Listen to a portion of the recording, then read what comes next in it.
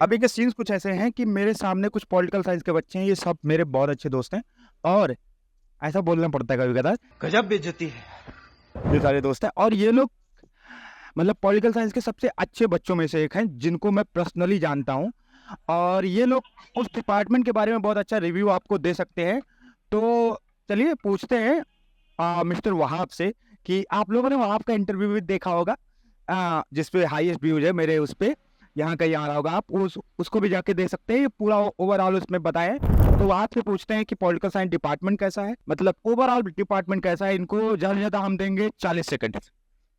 Department की faculties से चलता है और डिपार्टमेंट की जो फैकल्टीज़ हैं हमारे यहाँ वो बहुत बेहतर हैं, मतलब compare to other departments in the university obviously. बहुत रिसेप्टिव हैं, बहुत ज़्यादा फीडबैक पे काम करती हैं, स्टूडेंट से फीडबैक लेती हैं, उस पे काम करती हैं और फ्रेंडली हैं।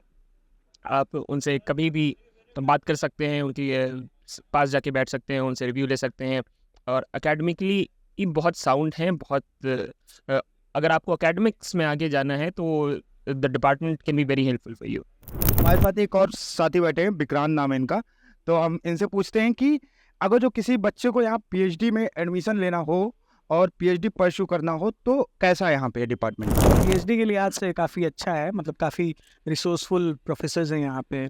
आपका पीएचडी प्रोग्राम कहीं रुकेगा नहीं, प्रॉब्लम नहीं आएगी आपको। और जैसे कि वहाँ आपने बताया कि काफ़ी रिसेप्टिव प्रोफेसर्स हैं, काफ़ी हेल्पफुल है, आप उनसे कभी भी बात कर सकते हैं। अच्छा डिपार्टमेंट है, अच्छा एकेडमिक बैकग्राउंड है प्रोफेसर्स का। रिसर्च वर्क उनका काफ़ी डाइवर्स है और अच्छा है, अच्छे एरिया में है और वो रिसोर्सफुल भी हैं आपके लिए।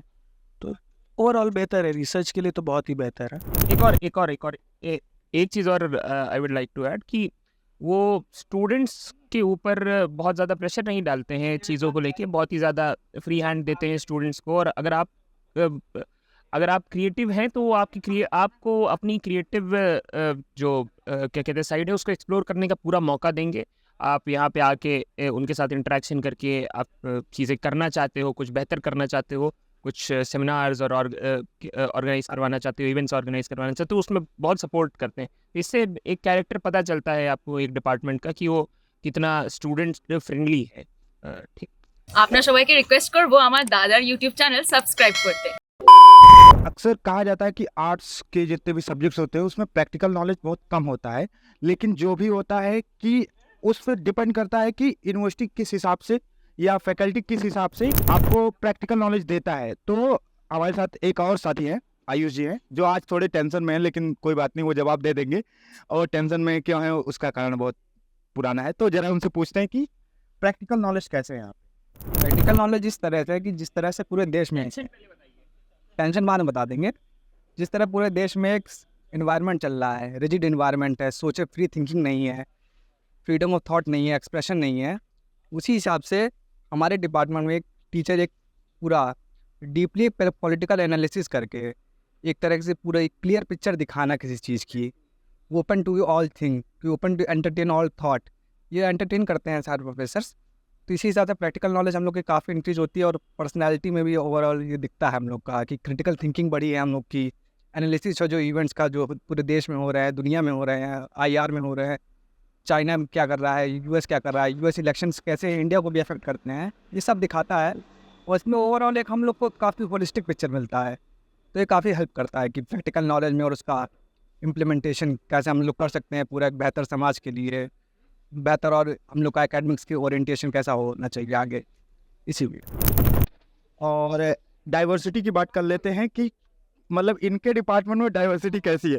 देखिए, डिपार्टमेंट का जो स्ट्रक्चर है हमारे काफ़ी सही है। कंपैरेटिवली एकेडमिकली भी अगर आप देखें तो काफ़ी डाइवर्स कल्चर रहा है। नॉर्थ ईस्ट के बच्चे रहे हैं, साउथ के बच्चे रहे हैं।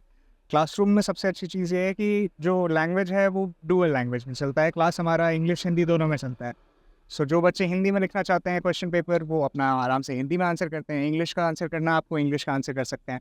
प्रोफेसर्स आपको हर तरीके से अकोमोडेट करने की कोशिश करते हैं, एज लॉन्ग एज आप डिपार्टमेंट की तरफ से अकेडमिकली इंक्लाइंड है, आप डिपार्टमेंट में काम करना चाहते हैं, डिपार्टमेंट से कुछ सीखना चाहते हैं, प्रोफेसर्स आपको हर जगह सपोर्ट करेंगे।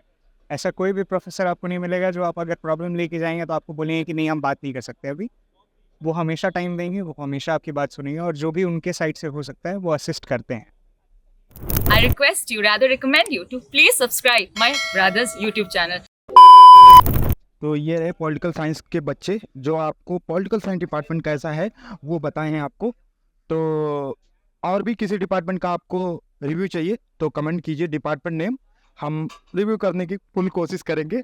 अक्सर क्या करें, हाँ। और ये JRF फोल्डर भी है। ये एक हमारे ऐसे साथी हैं जो पूरे क्लास में JRF इन्होंने निकाला है और टॉप भी किया है मेरे ख्याल से क्लास को।